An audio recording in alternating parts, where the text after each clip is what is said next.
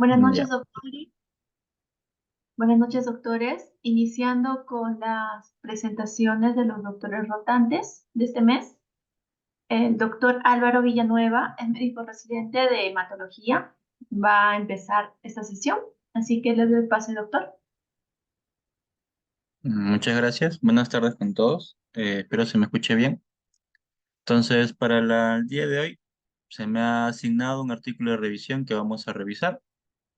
El artículo que se me ha asignado es síndrome mielodisplásico con fibrosis de médula ósea, una actualización. Es un artículo del 2021 publicado en The Annals of Laboratory Medicine que vamos a proceder a revisar. Entonces, siguiendo el esquema del artículo que se me ha revisado, lo que vamos a poder revisar el día de hoy es, vamos a empezar con una pequeña introducción, vamos a hablar de algunos términos que se van a usar durante toda la exposición y definir tanto lo que es fibrosis como lo que es síndrome mielodisplásico. Luego, algo que va a ser muy importante, vamos a poder identificar y recordar cuáles son los grados de fibrosis, continuando con el fenotipo del paciente, es decir, lo que vamos a poder ver en el aspirado y en la médula ósea, un poquito superficial porque no va a ser mucho motivo del tema y es un tema un poquito más complejo. Vamos a hablar del genotipo de nuestros pacientes, sobre todo las pruebas moleculares y cariotipo, o sea, citogenética. Y lo igual, un poquito somero porque tampoco es parte importante del tema. Vamos a hablar un poquito del manejo, el pronóstico de nuestros pacientes, sobre todo con respecto al grado de fibrosis y las conclusiones finales del artículo.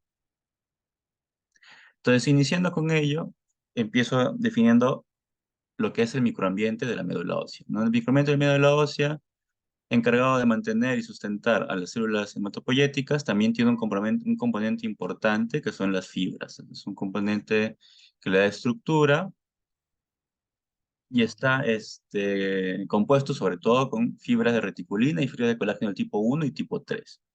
Estas fibras normalmente no las podemos ver con coloraciones de hematoxilina o auxina. Entonces, estas fibras, para poderlas observar, nosotros usamos tinciones especiales como la tinción de Gomorius o tinciones dependientes de PLAT. El aumento de estas fibras tiene un factor pronóstico en diferentes neoplasias hematológicos y también nos va a prever la resistencia a tratamientos convencionales. Los síndromes mielodisplásicos es un grupo heterogéneo de malignidades hematológicas donde se caracteriza la displasia de una o varias líneas celulares. Entonces, para definir exactamente lo que es displasia o, bueno, los cambios displásicos, vamos a empezar una línea a la vez. Entonces, dentro de los cambios displásicos que puede tener nuestra serie eritroide, lo que más podemos ver, por lo menos en la poca experiencia que tengo en el servicio, son la hiperplasia eritroide, los precursores eritroides multinucleados o que sea solo el núcleo, pero está multilobulado. Estas proyecciones citoplasmáticas que se ven muy bien en el aspirado y usando safranina, que también es una coloración, podemos ver los sideroblastos en anillo. Pasando la línea de los megacariocitos, es una línea noble, ver la displasia de los megacariocitos es mucho más sencilla. Los micromegas son lo que más vemos en la displasia, pero también podemos ver eh, megacariocitos que deben ser multilobulados, que en vez de ser multilobulados sean multinucleados. O que al contrario, no estén para nada multilobulados, sino que estén binucleados o monolobulados. Todos ellos cambios displásicos de la línea megacariocítica. Y finalizando con la línea blanca, la línea mieloide, tenemos anomalías pseudopelger. Estos son neutrófilos o precursores de los neutrófilos, que normalmente deberían ser multilobulados. En este caso lo vemos hipolobulados y no tienen gránulos. ¿Por qué es pseudopelger? Porque el pelger real es una anomalía cromosómica y es una alteración congénita. Entonces, estos pseudopelger debería verse en cualquier frotis del nacimiento. El pelger normal, disculpen, podría verse del nacimiento. En cambio, el pseudopelger es la misma anomalía, pero de una forma adquirida, como en el caso del artículo, en síndrome mielodisplásico. Esta alteración no es patognomónica de síndrome mielodisplásico. Esto también lo podemos ver en el MC y en el MA. Eh, la degranulación de la línea meloide y los mieloblastos también se consideran cambios displásicos de la línea blanca, de la línea mieloide. Entonces esto se puede ver con bastante frecuencia en el aspirado y entiendo que también podemos verlo si usamos la lente de inversión en la biopsia de hueso.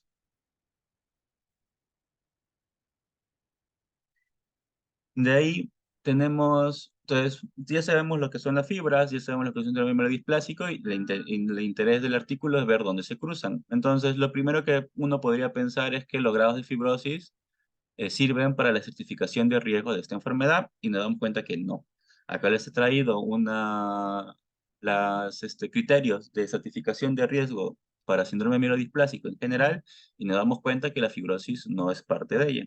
Entonces, la pregunta nace, ¿cuál es la necesidad de estar estudiando fibras o fibrosis, mejor dicho, en un síndrome mielodisplásico? Es porque si bien es cierto, no hay certificación, no es criterio de certificación de riesgo, sí va a variar de forma importante el pronóstico de sobrevida y de sobrevida libre de evento tras el trasplante de progenitores hematopoyéticos. Entonces, ya unidos la fibrosis con el síndrome mielodisplásico, esta unión de la fibrosis con el síndrome mielodisplásico es una entidad aparte, tiene su propia categoría dentro de la clasificación de la WHO del 2022 de los síndromes mielodisplásicos. Los cataloga como los síndromes mielodisplásicos que tienen sus anormalidades genéticas y los que se pueden definir de forma morfológica. De ahí lo que normalmente más vemos son los hipoplásicos, los síndromes mielodisplasicos con exceso de blastos y una entidad un poco más rara que es el síndrome mielodisplásico con fibrosis. Sin embargo, ay, perdón, ¿qué pasó?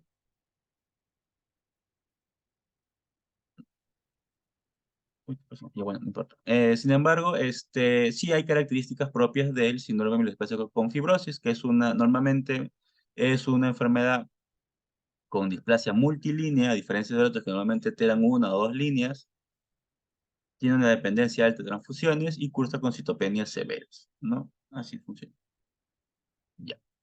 Entonces, pasando al siguiente, tengo que clasificar o graduar el grado de fibrosis que va a tener mi paciente. Entonces, la European Myelofibrosis Network en el 2005 crea una tabla para los grados de la fibrosis, que entiendo, y lo he revisado, no he encontrado ninguna actualización, sino artículos más actuales que simplemente refuerzan que esta es la clasificación que todavía se sigue usando.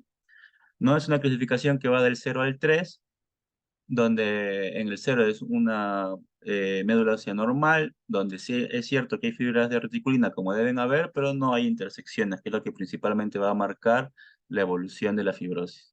En el grado 1 tenemos aumento de las reticulinas, ya hay intersecciones de las fibras de reticulina, sobre todo en áreas perivasculares. En el grado 2 las fibras de reticulina son más densas, difusas, hay acúmulos de colágeno y osteosclerosis focal. Y en el grado 3, las fibras de reticulina ya son densas, difusas, intersecciones abundantes y hay abundantes también acúmulos de colágeno y hay una osteosclerosis significativa.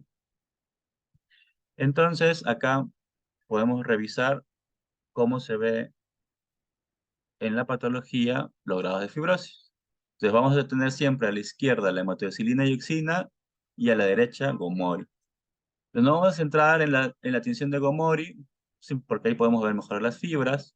Tenemos acá un grado 0, o sea, una médula normal, donde podemos ver fibras de reticulina laxas, que no hay realmente cruces. Esto es lo normal. Cuando ya pasamos al grado 1, vemos que hay un aumento de las fibras de reticulina y acá, por ejemplo, ya vemos intersecciones, que ya es lo primero que nos marca que estamos frente a un grado 1. Si seguimos avanzando en la fibrosis, tenemos el grado 2, donde podemos ver, comparado con el anterior, que hay un gran aumento ya de las fibras de reticulina, son un poquito más densas y los entrecruzamientos son mucho más significativos. Y en el grado 4, eh, donde ya hay una red densa de fibras de reticulina asociada a esta esclerosis, ¿no? Entonces esto no lo puedo ver porque si comparamos la celularidad de la médula ósea, normalmente mantiene la celularidad donde el cambio drástico ya es en la mielofibrosis de tipo 3, donde ya hay disminución de la celularidad marcada por la fibrosis que presenta la médula ósea.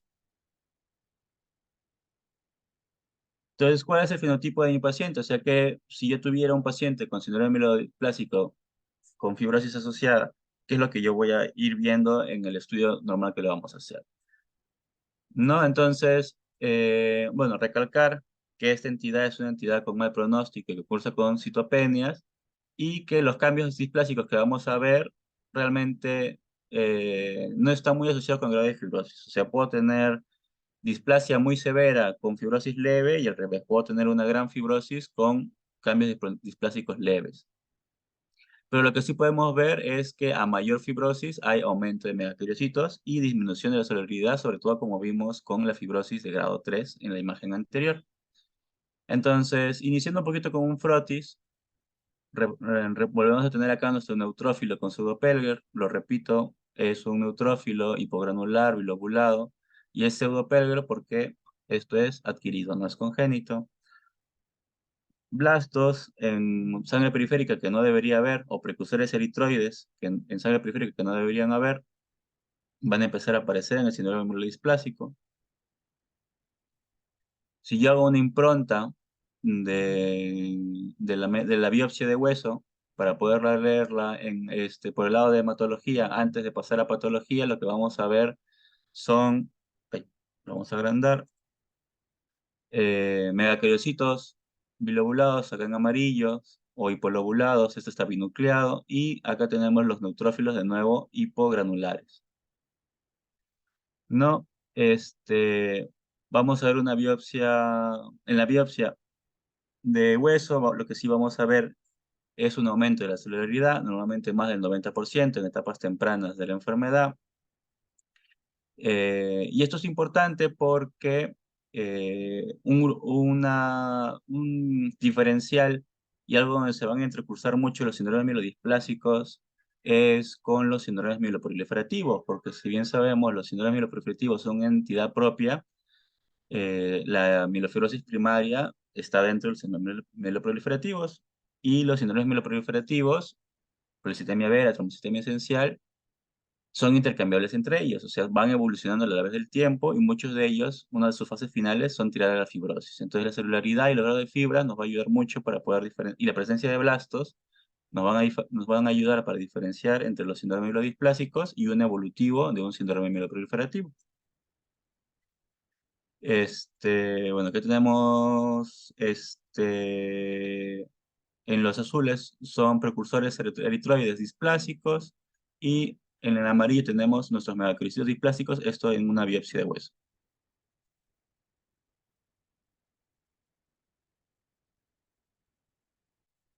Si yo le hago una tinción de reticulina, como habíamos visto antes, acá tenemos fibras gruesas con cruces, entonces lo que sí se ha visto en muchos reportes es que no necesariamente a veces hablamos categóricamente de fibrosis 2, fibrosis 1, fibrosis 3, sino que podemos usar rangos intermedios, ¿no? Fibrosis, por ejemplo, acá hay áreas de fibrosis 2 con áreas un poquito laxas, con cruces, y acá hay fibras gruesas. Entonces, por ejemplo, para el artículo, porque estas son imágenes sacadas del artículo, le ha colocado como una mielofibrosis 2-3. También podemos usar inmunohistoquímica, sobre todo para la determinación de blastos con CD34 para identificar los mieloblastos, o con CD61 para identificar a los megacariocitos. Recordar que mientras más, habíamos comentado que mientras más fibrosis, vamos a empezar a ver más megacariocitos.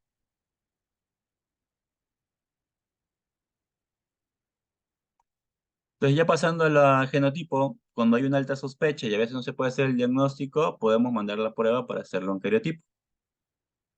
Entonces, dentro del cariotipo lo que vamos a encontrar principalmente es la monosomía del 7, que es la más frecuente, pero está asociada a diferentes grados de fibrosis, o la monosomía del 5, que sí es una monosomía menos prevalente, pero sí está asociado a grados más severos de mielofibrosis. Ahora, hay pruebas moleculares para determinar la probabilidad de la fibrosis en nuestros pacientes. Y acá es donde entra en juego el cruce con los síndromes mieloproliferativos, porque vamos a poder dosar en un mundo ideal, porque entiendo que acá no se puede hacer con mucha facilidad, JAK2, que es el típico de la policitemia vera, MPL, que es el típico de la trombocitemia esencial, y la calreticulina, que es que es el típico de la mielofibrosis, ¿no? Entonces, estos tres genes, el de la policitemia vera, JAK2, MPL para trombocitemia esencial y calreticulina para mielofibrosis, todos están asociados de mayor o menor medida a la progresión en mi paciente fibrosis. Pero estas anomalías puras, que solamente que aparezcan solas en un síndrome mieloplásico y que no cumplan criterio para un mieloproliferativo, son raras. Pero igual a veces hay que buscarlos, ¿no? Entonces, aprovechando un poquito de la exposición, una revisión muy rápida de qué hace cada gen. JAK2 es, como tiene la K, que sabemos todos, es una quinasa, se encarga de fosforilar.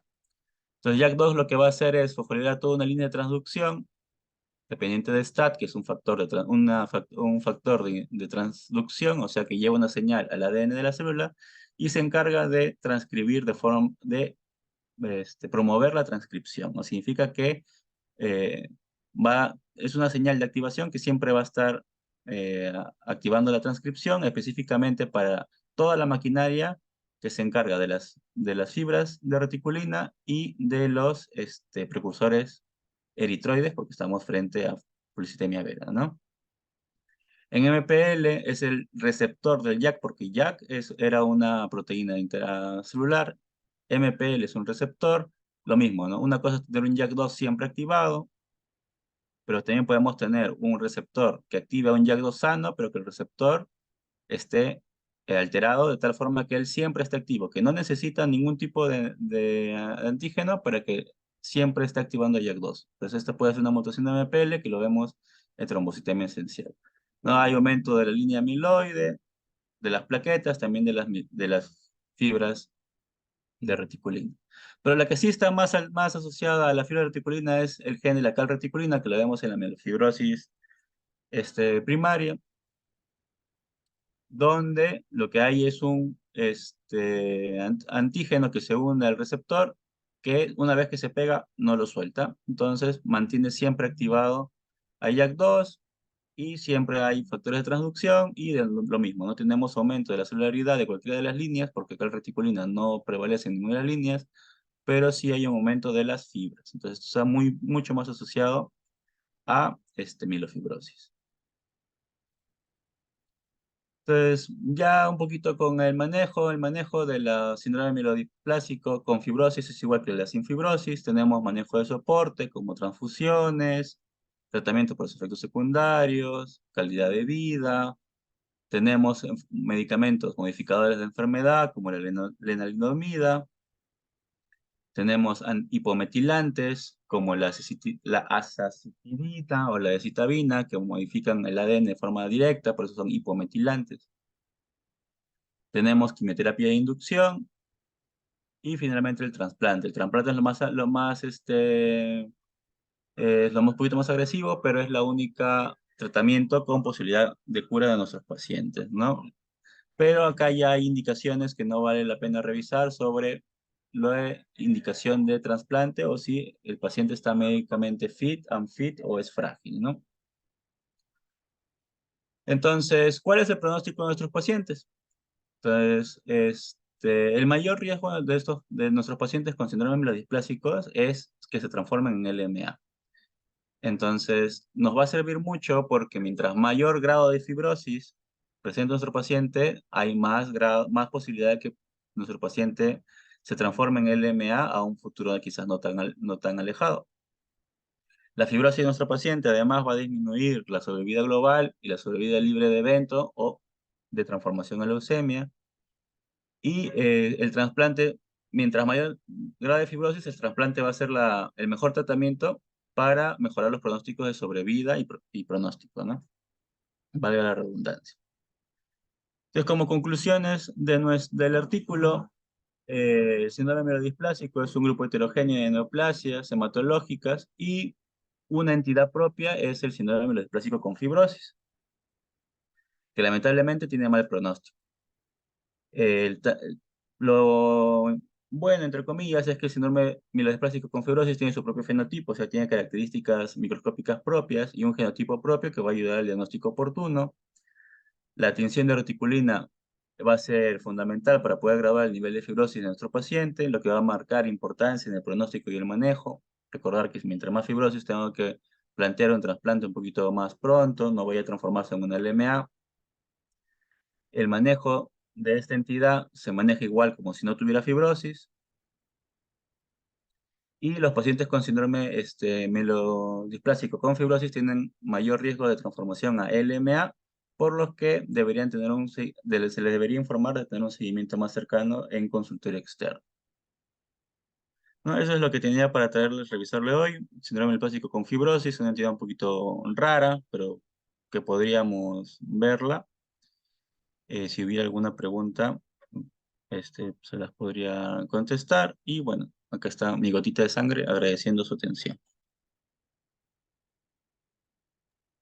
Gracias, doctor. Gracias, doctor, por su presentación.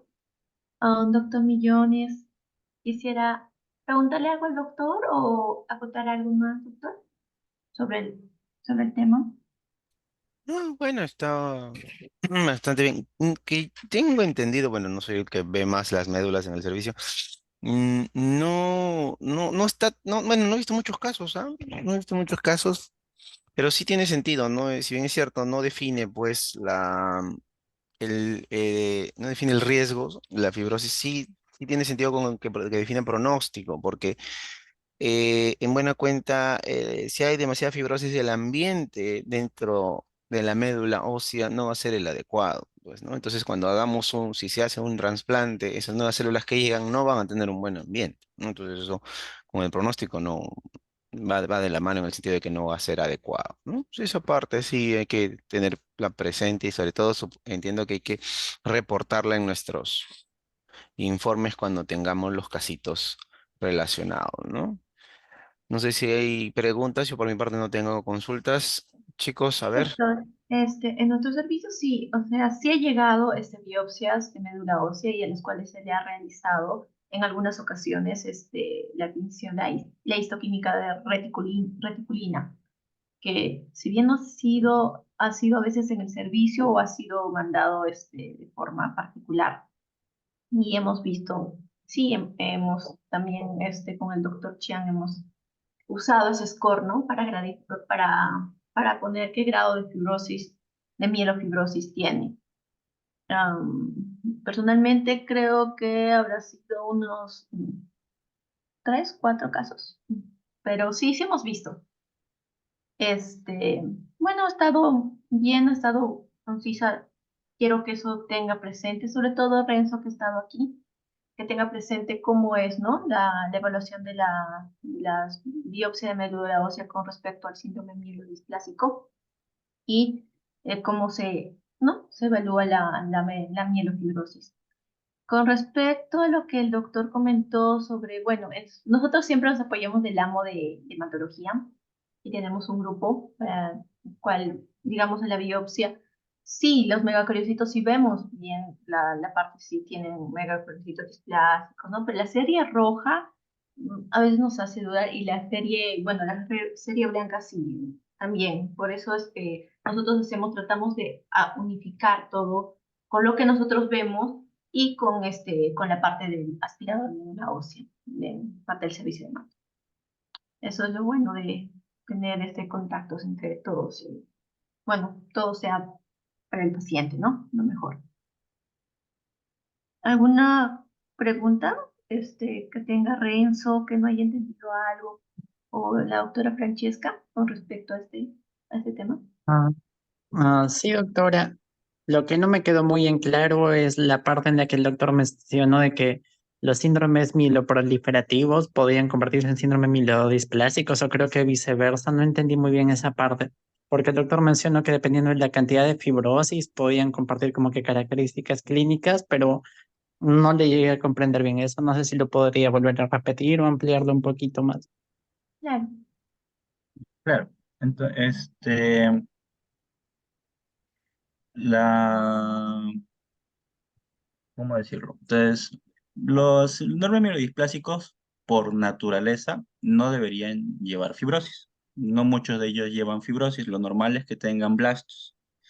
Y bueno, hay una entidad que es un síndrome mielodisplásico con fibrosis. Pero a veces los blastos no los podemos ver, entonces tenemos una médula con fibrosis y a veces no sabemos mucho más. Entonces, ¿cuáles son las entidades más comunes que tienen fibrosis a nivel de médula ósea? Bueno, esta entidad, el síndrome mielodisplásico con fibrosis y los síndromes mieloproliferativos.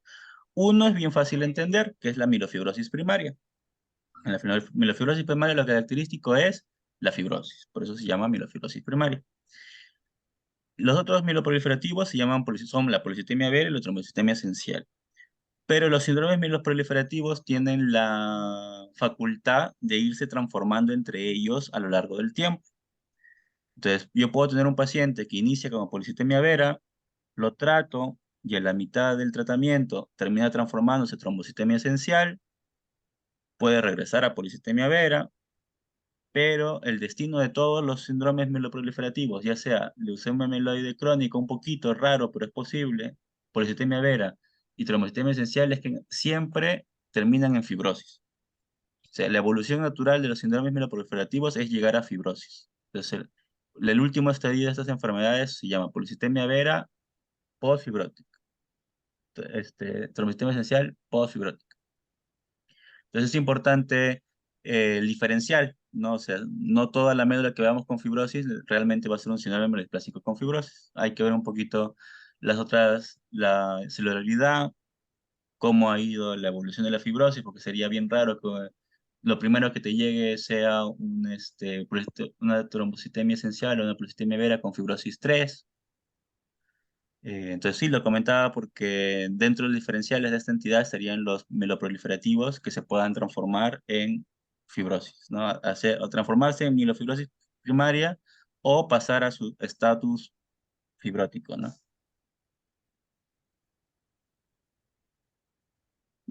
Perfecto, doctor. Y una consulta. En estadios finales, o sea, en los que ya la fibrosis es bien marcada en cualquiera de estas entidades, la calreticulina también ayudaría como que a diferenciar de una fibrosis, ah, de una fibrosis de un síndrome mielodisplásico, o el JAK, los marcadores que mencionó. Mm. O sea, en un mundo ideal, nosotros deberíamos tener todas las herramientas posibles y nosotros deberíamos poder tener la capacidad de hacer un estudio molecular y ahí sí bien fácil, ¿no? Si tengo un JAK2 o un gen de la calreticulina positivo, pues me va mucho más para síndrome mieloproliferativo que para síndrome mielodisplásico. Pero a veces no se puede hacer porque es un tema de costos, a veces el INEM, que es quien nos apoya con estas pruebas, no lo tiene, entonces a veces el diagnóstico está solamente en el aspirado y en la biopsia de médula ósea, ¿no? Síndrome mielodisplásico, el diagnóstico es un poquito más con amo, pero sí, por ejemplo, para síndrome mieloproliferativos, nosotros necesitamos sí o sí el informe de ustedes porque los criterios de la JU no hablan nada del amo y todos son de la biopsia de hueso. Entonces, a su pregunta sobre si nos va a ayudar a diferenciar, solita no, pero lo que sí nos va a ayudar a diferenciar al paciente son los aspirados seriados que le hacemos para que usted pueda ver la progresión del paciente, ¿no? Un síndrome mielodisplásico con fibrosis normalmente eh, tiende a ir mucho más rápido hacia la fibrosis que un síndrome mieloproliferativo, ¿no? Y nosotros estos pacientes, tanto como la displasia como los proliferativos, los solemos hacerles controles cada 3 meses hasta tener respuesta terapéutica. Y ahí todos ellos deberían tener sus tinciones de reticulina y ver. Si es un síndrome mielodisplásico, muy poco tenemos para ofrecerles, entonces haciéndolos los amos seriados, usted va a ver que la fibrosis va a ir en aumento. En cambio, en los mieloproliferativos, usted lo que sí va a ver es el cambio, ¿no? Que puede haber estado en mielofibrosis 2, después del tratamiento puede estar en mielofibrosis 1 y ahí va a irlo variando. Pero solito que nos pueda ayudar a diferenciarlo, no, realmente no. Más es el comparativo de las diferentes biopsias que va a tener el paciente.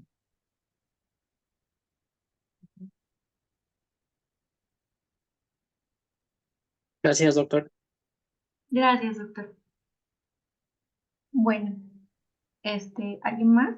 O... Bueno, si no hay más preguntas, agradecerle al doctor por su presentación. Gracias. Gracias, doctores, por asistir. Gracias, doctor. Doy por concluida la sesión. Hasta la próxima. Buenas noches. Buenas Buenas noches. noches a todos. Buenas noches.